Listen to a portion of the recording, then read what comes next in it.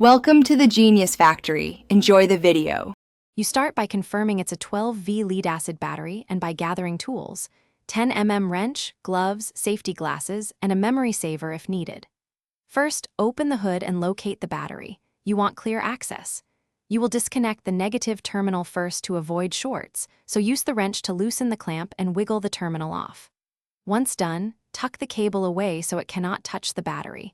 This prevents accidental grounding while you work. Next, unbolt the hold-down clamp with your 10mm wrench or socket and set bolts aside. You will lift the battery straight up. Batteries are heavy, around 30 to 50 pounds, so use both hands or a partner to prevent strain. Once out, clean the tray and terminals with a baking soda and water solution to neutralize acid, then dry thoroughly. Install the new battery in the same orientation so polarity matches. Confirm positive to positive, negative to negative before proceeding. To finish, position the battery and secure the hold-down clamp snugly, tight enough to prevent movement but not so tight you crack the case. Reconnect the positive terminal first, tighten the clamp, and then connect the negative terminal. This order reduces sparking risk. Apply a thin layer of terminal grease to inhibit corrosion.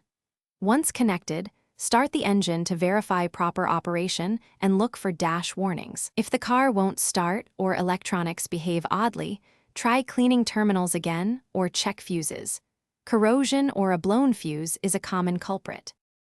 Thanks for watching. If you found this helpful, don't forget to like and subscribe.